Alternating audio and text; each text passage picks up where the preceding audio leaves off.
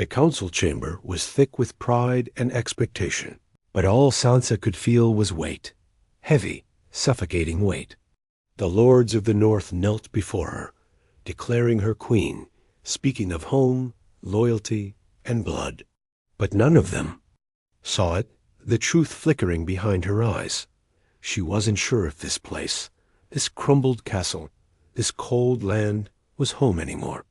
Too much of her had been left behind in King's Landing, lost in broken dreams, burnt promises, silent screams. And too much of her had changed in the Vale, in the Eyrie, in the dark corners where Littlefinger taught her how power could be soft as a whisper or sharp as a blade. She had survived Cersei, Ramsay, and the lies of men who wore crowns. But surviving wasn't enough now.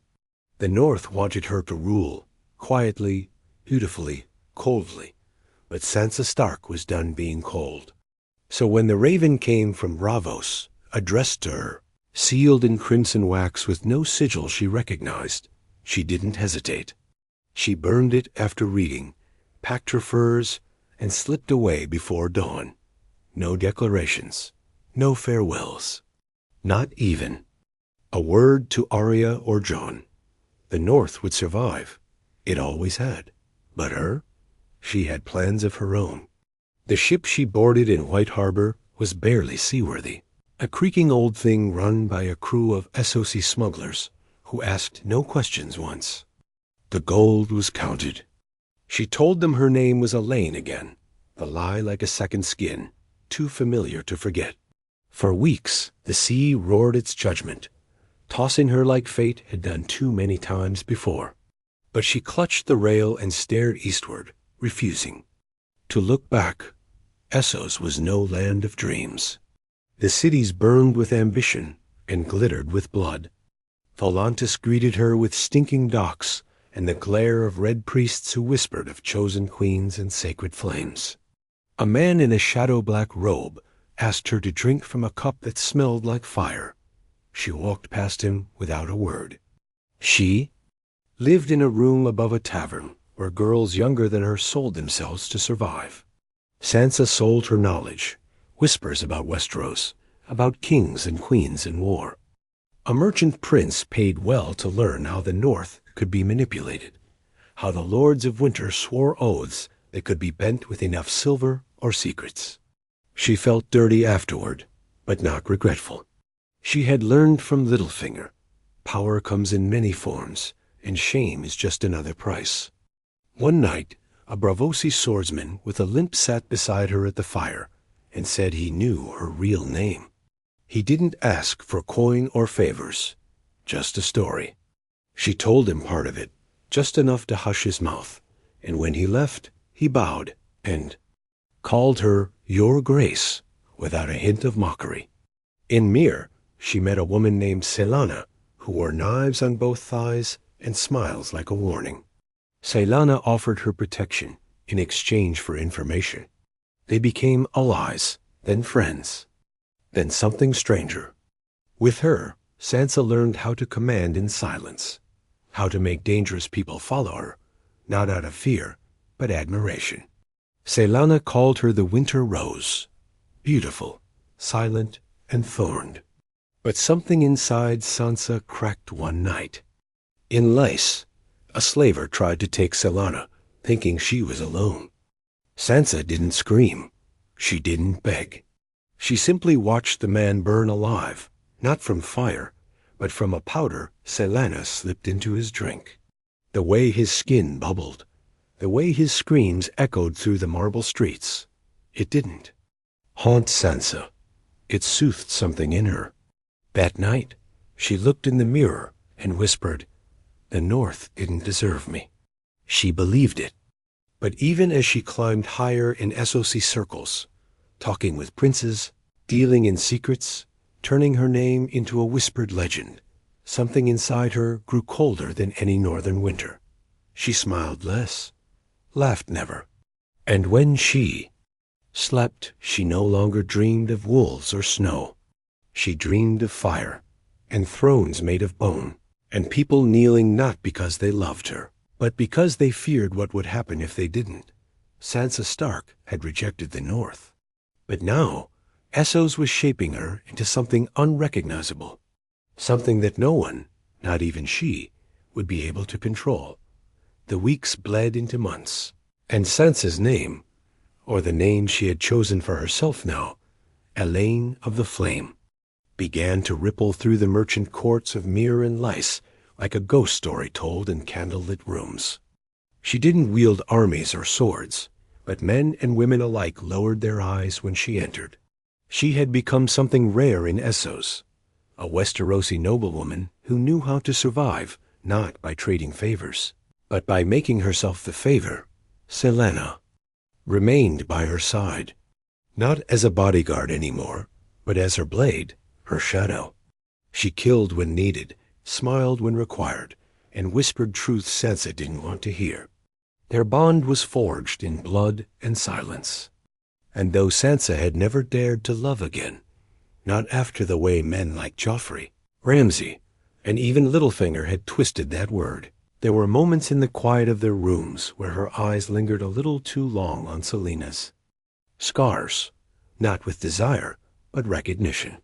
But the past has long fingers, and even across the narrow sea, it eventually reached her. It began with a letter, handed to her by a trembling courier in Tyrosh. It had no seal, but she recognized the handwriting instantly. Jon Snow. The name alone made her stomach twist. Arya is gone. Bran remains in the Godswood, speaking to crows and trees. The North endures, but it mourns. You are missed. You are needed. Come home. She read it once, burned it, and said nothing. But the words clung to her gaze like a fever. She didn't miss the North. Not the snow, not the wolves, not the burden of being someone else's daughter, someone else's banner. And yet, Jon's voice haunted her more than she'd admit. He had always been the only man who looked at her, like she was whole, even when she was broken. Especially then. Her distraction didn't go unnoticed. You're slipping, Celaena warned one night, her knife casually spinning between her fingers. You hesitate more. You speak less. You look west. I'm fine, Sansa lied. No, you're homesick. For a place that never gave a damn about you. Sansa said nothing. She wanted to argue, but Celaena wasn't wrong. And then came the man who would change everything. He arrived on a ship from Karth, dressed in deep blue robes trimmed with gold. He called himself Meryn Vihas, a former priest of the Lord of Light who had seen things in the flames. He claimed Sansa was meant to be more than a forgotten queen. He called her the Ember Wolf. You carry fire and ice in your blood, he said in that soft, musical voice that made her want to shatter something. You have suffered. You have survived. But now you must rise. He offered her power. Not coins, not whispers, but real power. Ships, soldiers, a movement. The red temples in Essos were fractured since Daenerys died. Some believed she had been a false queen. Others, like Meryn, believed her flame had been passed on. To Sansa. At first, she laughed in his face. She was no Targaryen, no savior. Just a girl with too many names and a past that scraped her soul raw. But then she remembered the way the North crowned her out of duty, not love. She remembered Arya walking away without goodbye, Bran drifting into a world she could never follow, and Jon choosing exile like it was a gift. Maybe she didn't belong anywhere, so maybe Meryn was right. Maybe she could build her own place. She took the deal. By the end of that year, Sansa had become more myth than woman. The Ember Wolf, the Flame Queen, the Stranger's Bride. Red priests lit candles in her name. Dissidents in Volantis whispered about her return to Westeros, not as a daughter of Winterfell, but as a conqueror born in exile. She no longer feared what she had become. But deep in her bones, a quiet voice still asked, "What will you burn to?" Get what you want. And the terrifying answer was, whatever it takes. The temple in Lys burned for 3 nights. Some said it was a rebellion. Others whispered it was a sacrifice. But only those close to the flame knew the truth. It was a coronation. Sansa stood before the inferno as it consumed the marble columns. And golden idols. She didn't flinch when the screams rose. She didn't turn away when the priests of the old gods were dragged into the fire, chanting curses until their tongues blistered. She simply watched. They had plotted against her. They had tried to poison Meryn. They'd called her false, foreign, unclean. But fire had no borders, and loyalty burned brighter than doubt. Celaena stood at her side, her blades dripping red. "You've just made enemies in every corner of Lys," she said, not as a warning, but as a compliment. Sansa didn't answer. She wasn't thinking about Lys. She was thinking about Westeros. Meryn approached, soot smudged across his face, his eyes alight with something deeper than zealotry. "They see you now," he said. "The flame has chosen." "No," she corrected softly, her voice steady as the heat rose around her. "I chose the flame." By the end of the week, every red temple between Myr and Tyrosh bore her sigil, a direwolf surrounded by flickering fire. They called it her rebirth. In truth, it was her revenge. For every time she'd been told to stay quiet, stay pretty, stay small. For every time her voice had been drowned beneath louder, crueler men. And yet, despite it all, the past still stalked her. She heard whispers of Arya sailing west, chasing ghosts and myths. Bran's ravens circled her campfires, sometimes silent, watching. And Jon had disappeared beyond the wall, becoming more legend than man. But she had no tears left for family. No more apologies for the crown she was building. In secret, she began forging messages. Letters written in perfect northern script. Not to rekindle ties, but to test the cracks. Bribes to minor lords. Threats wrapped in pleasantries to bannermen. She spoke of peace, but what she truly offered was mercy. Before the storm, some responded.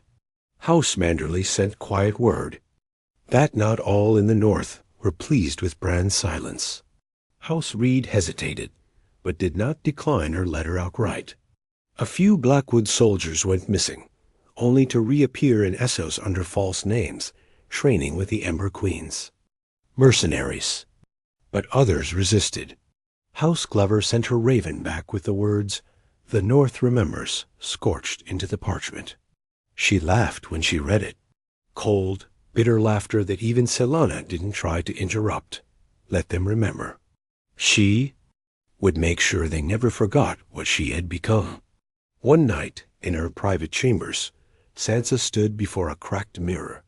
She touched the streak of white growing through her auburn hair, a gift from Lys fire. Her eyes had changed too.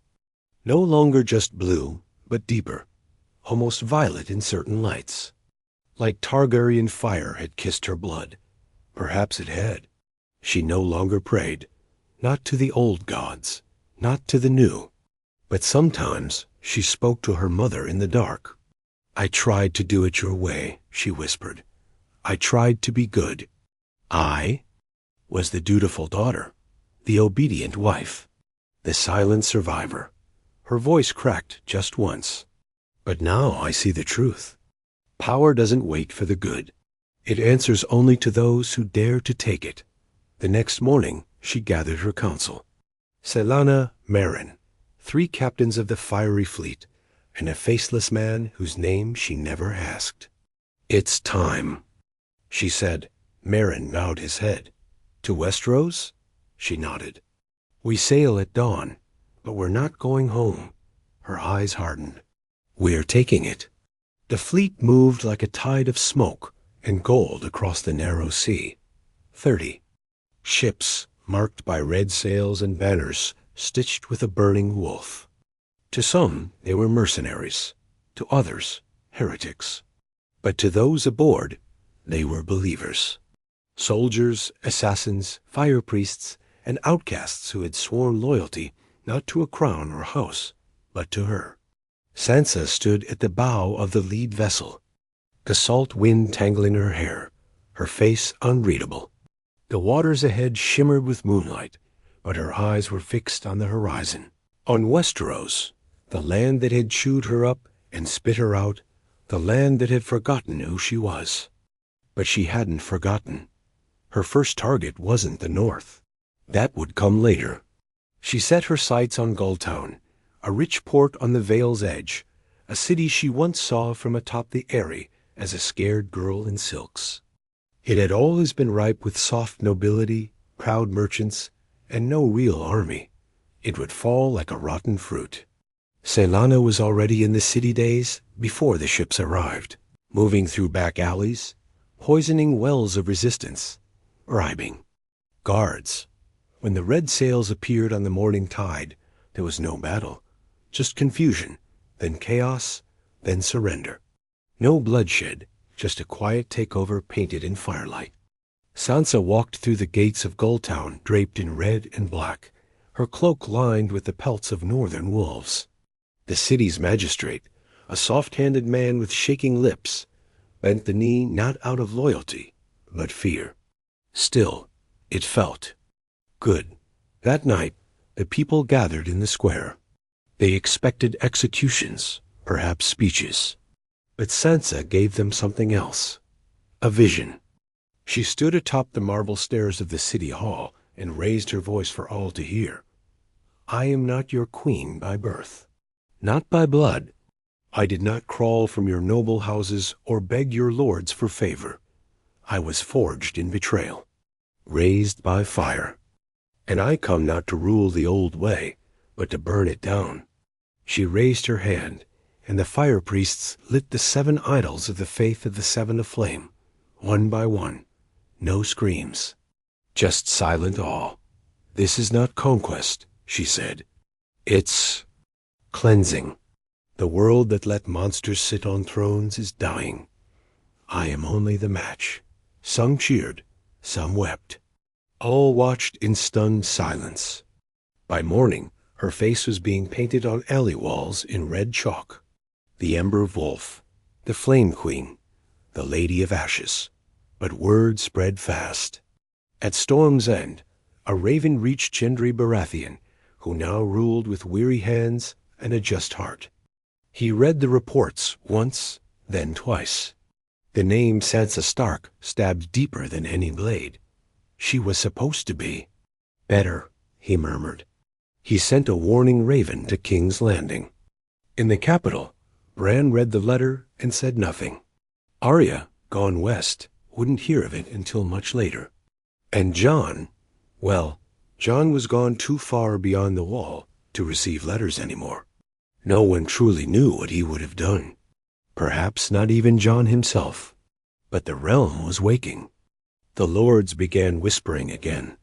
About queens, about fire, about a Stark who wore red. In the Riverlands, old bannermen started choosing sides again. And in Winterfell, the ravens began circling more frequently. The people there still spoke. Her name, some in fear, some in longing. But one thing was becoming clear. Sansa Stark was no longer a forgotten girl, or a northern heir. She had become a storm wrapped in silk and steel. And she was just getting started. The snow fell softly in Winterfell that night, blanketing the stone walls like a shroud. Maester Theomore watched it fall from the rookery tower, the parchment in his hand trembling more from fear than cold. Another raven had arrived, sealed. In red wax, no sigil, just a single burned circle. The message was short, precise, and cold as the wind itself. The North will kneel, or the North will burn. Sansa. He didn't know what frightened him more, the words or the handwriting. It was unmistakable. He remembered her as a girl, walking these halls with quiet eyes and a broken voice. But that girl was gone. This wasn't a warning from a prodigal daughter. This was a promise from a woman who had left her soul behind. Lady Lyanna Mormont, now grown, sat in the great hall with steel in her gaze as the raven was read aloud. She threatens her own kin? She spat. Has she gone mad? No, said Lord Ronald Flint from the end of the table. She's gone powerful. That's worse. The room was split. Some still called her their queen. Others called her traitor. But all agreed on one thing. The North was no longer safe from its own. Meanwhile, Sansa sat in a carved stone seat overlooking the sea at Salt Pens, her red banners fluttering in the cold salt breeze. The port had fallen easily. Most of its defenders hadn't even drawn swords. She didn't want war, not yet. What she wanted was leverage. From here, she could send messages up the Trident, into the Vale, even through smuggler routes into the Westerlands. The cracks in the realm were already forming. All she had to do was keep the pressure steady. Meryn Vihas approached her with a scroll in hand. More whispers from King's Landing. The small council argues over how to treat your return. Some say you're bluffing. Others think you're just another mad woman chasing a crown. Sansa didn't even look at him. Let them think that. Mad women don't march. They erupt. Should we move on, Winterfell? He asked. She shook her head. Not yet. I want them restless. I want them afraid. I want them to beg the question. What if she's right? Meryn chuckled. And what are you right about? Here? Grace? She turned then, eyes locked with his, like frozen violet ice. That they need me more than they hate me. Behind her, Celaena strode in, wiping blood from her dagger with a piece of fine silk. The river lords are listening, she said. Half of them still bleed stark loyalty. The rest, well, coin and fear do wonders. Good, Sansa said. Then let's give them something to believe in. She ordered the construction of a new symbol, a massive banner depicting a direwolf with flames bursting from its eyes. Not just a reminder of her name. A warning. The old world would burn, and she would be the spark. But for the first time in months, doubt crept into her sleep. That night, she dreamed of her father, not as he was at the end, broken and bloodied, but younger, proud, honest, stupidly good. He stood beside the heart tree in Winterfell's Godswood, watching her with that quiet sadness he always wore. When someone was about to make a mistake, "You can't fix the North with fire, little bird," he whispered. She clenched her jaw in the dream. The cold never protected me. Neither did you. And then he was gone, like all dreams do. Vanished before the answer could come. She awoke in sweat, heart thudding like war drums, but she didn't falter. She dressed in crimson. She stepped into her war room. She gave her orders. Because the girl who once cried in silence was dead, and the woman who replaced her had no more use for ghost dot. By the time Sansa reached Harrenhal, it had already begun to collapse under its own weight. The once mighty fortress, blackened, broken, and cursed by fire, stood as a fitting monument to her cause. She didn't need to conquer it. She claimed it like a queen collecting the bones of old kings. No army guarded its gates. No lord held it in truth. Only ruins, echoes, and stories of madness. But to Sansa, it was perfect. Meryn said the Red Temple in Volantis had called it divine providence. The fire returns where fire once consumed, he told her, as they walked the shattered halls. Harrenhal burned once for a Targaryen. Now it shall rise again for you. She said nothing, but deep down she agreed. The North had rejected her. The South had betrayed her. The Vale had used her. But Harrenhal had asked nothing. It was already broken, like her. She made it her seat. From its cracked towers her banners flew, the burning direwolf against red velvet. Her court gathered in the ruined throne room, seated not by noble blood, but by usefulness. Celaena stood at her right, ever her dagger in the dark. Meryn stood at her left, her voice in the fire. Across the hall, Sellsword captains whispered. Oaths mercenaries traded rumors, and spies brought parchments soaked in secrets. And Sansa ruled. Not as a girl, not as a puppet queen, but as a sovereign forged by pain. The people of the Riverlands came slowly, the desperate, the hungry, the forgotten.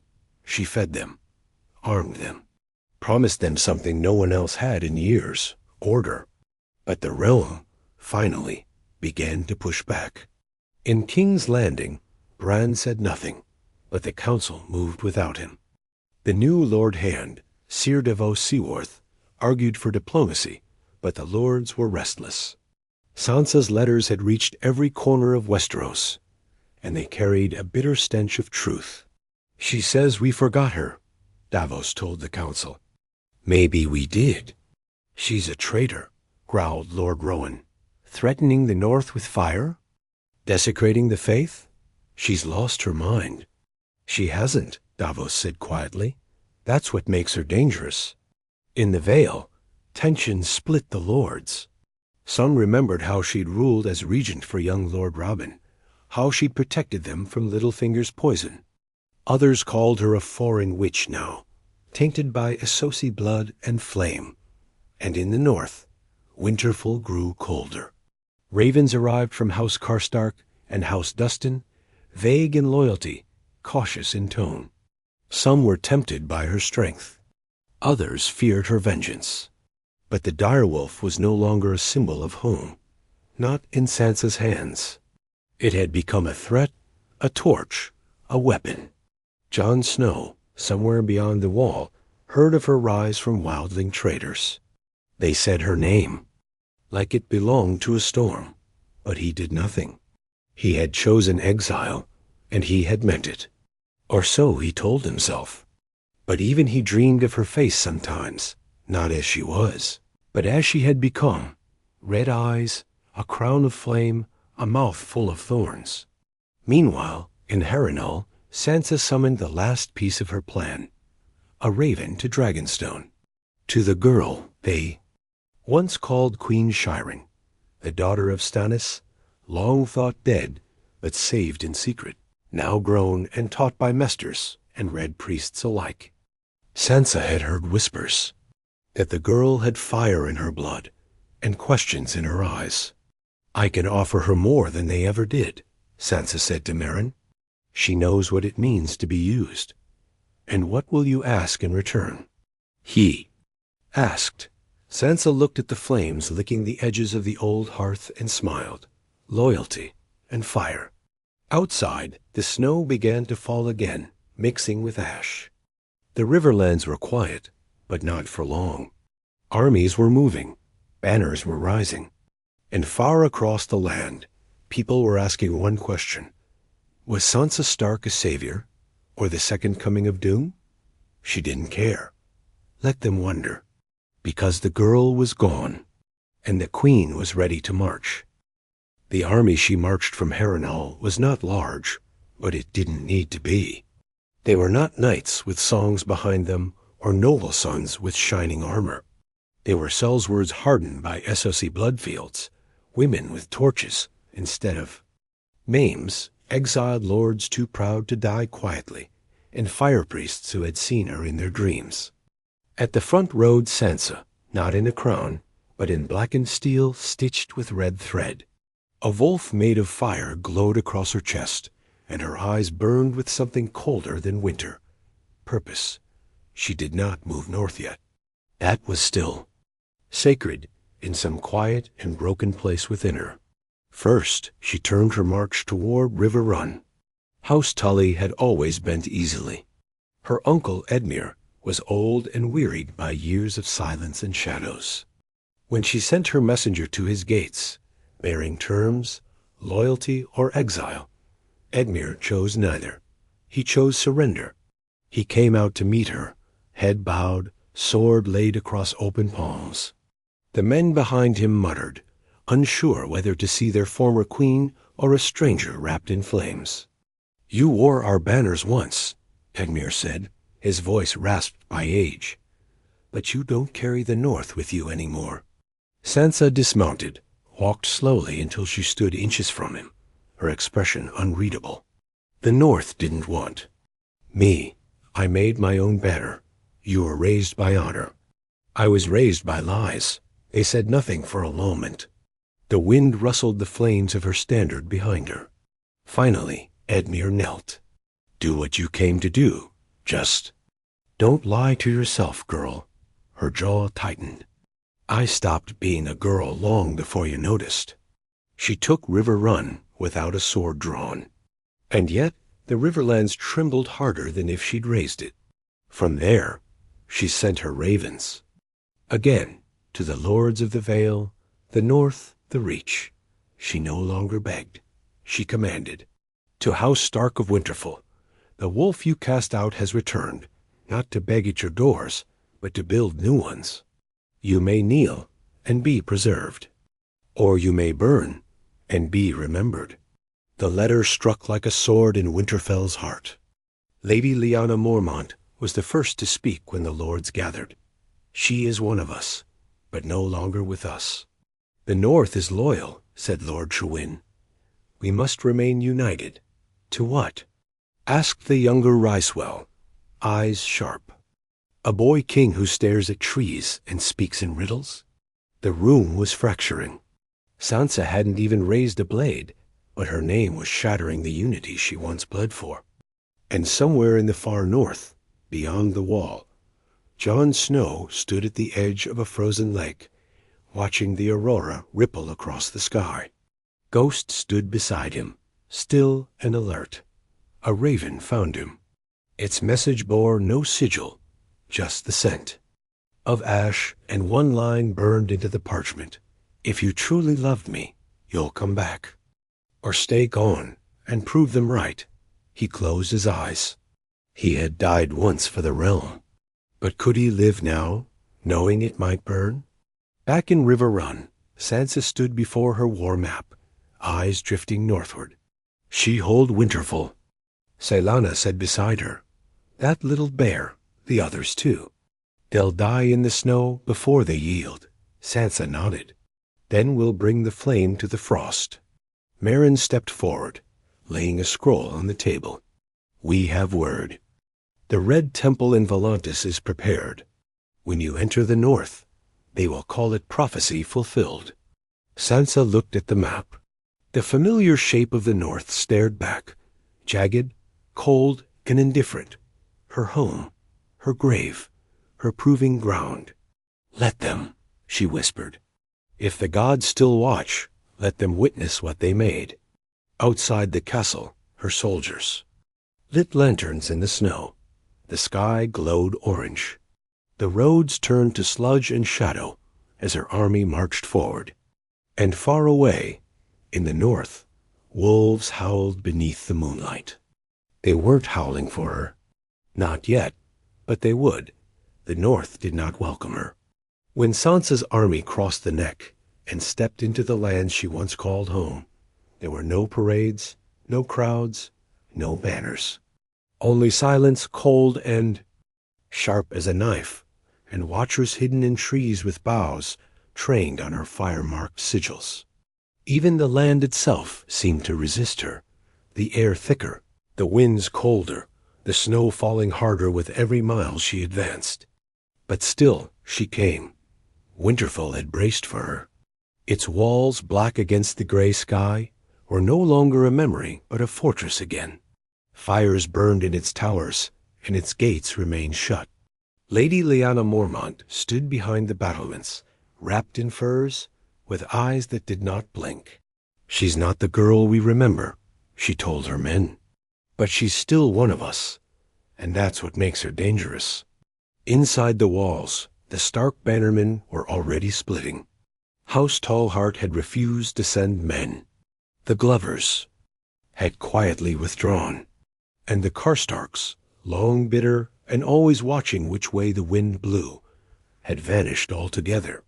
But Winterfell would hold, because if it fell, the north would fracture beyond repair. Sansa did not offer peace this time. She stood outside the gates, her red cloak trailing behind her like a stream of blood, and gave a single command. "Open the gates," she said, "or I will tear them down."